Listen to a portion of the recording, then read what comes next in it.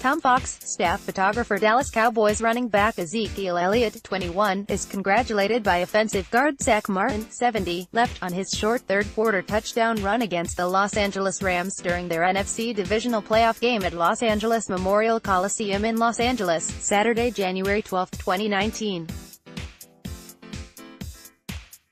Tom Fox, The Dallas Morning News. The free agency period sputters along with the Cowboys continuing to pick over the NFL's bargain bin. Even though the Cowboys haven't generated many headlines, there are still plenty of topics to discuss. In this week's Cowboys Beat Writers Roundtable, we examine Dallas' retooled receivers unit, DeMarcus Lawrence's contract stalemate and the need for a more dynamic backup for Ezekiel Elliott. Do the Cowboys need a change of pace running back? David Moore, a change of pace back would help diversify the offense, but ask yourself this. How many opportunities would he get, knowing every time he touches the ball Ezekiel Elliott doesn't? Elliott carried the ball 304 times from scrimmage and led the team with 77 receptions last season. That workload will lessen later in his career, but not yet. The concept of a change of pace back sounds great, but would he see enough time of the field to be of any true value? That's unlikely. The more likely scenario is that the Cowboys go with a back with a more complete skill set who could spell Elliott for a series or two or a game if he's injured. Kate Haropoulos, anything to spice up the offense for new coordinator Kellen Moore, right? The Cowboys will see who is available in the draft. They don't have much depth at running back, period, considering they still haven't resigned free agent backup Rod Smith. If they don't find a smaller, fast, pass-catching RB that can play behind Zeke Elliott, perhaps Tavon Austin can be the answer. His chance to get more snaps in the slot just diminished with the signing of Randall Cobb. The Cowboys could use him more out of the backfield in 2019. We didn't see a lot of it last season, or a ton of success when they did try it, but Austin was hurt most of the season.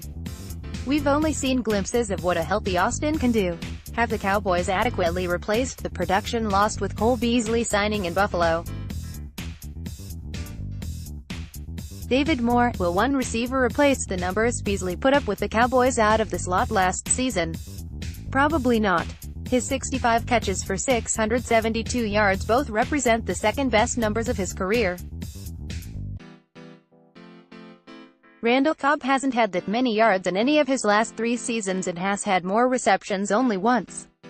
Now, let's turn this question around. Would Beasley duplicate those numbers if he would have returned for the 2019 season? Probably not.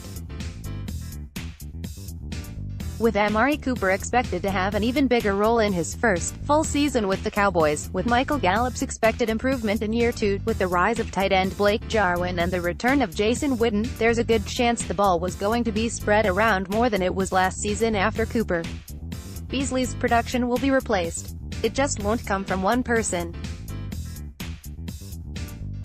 If his production isn't replaced, the Cowboys' passing game won't have made the improvement that's the focus of this offseason.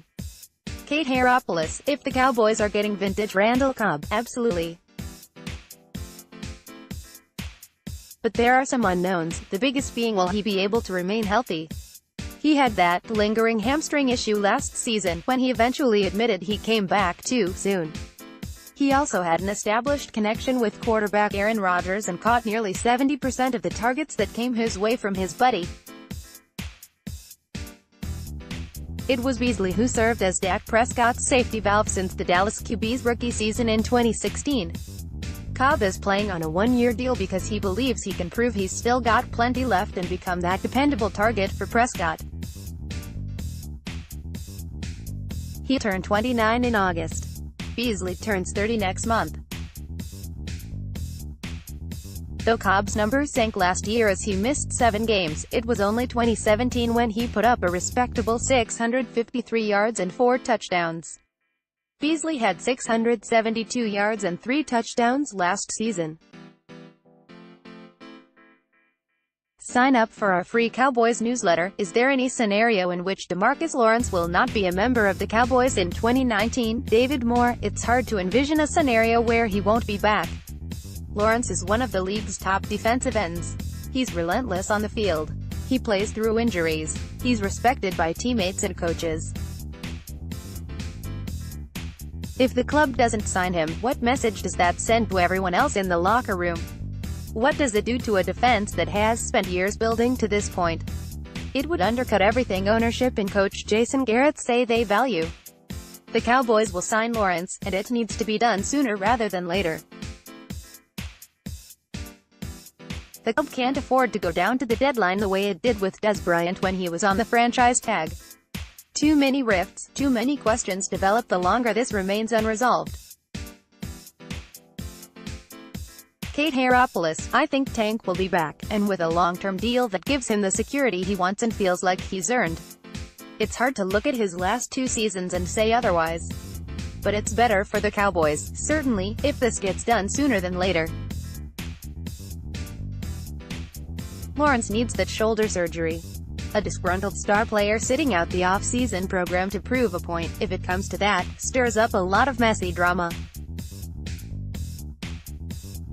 Many asked if the Cowboys' interest in a trade with Miami for pass rusher Robert Quinn has to do with creating leverage with Lawrence.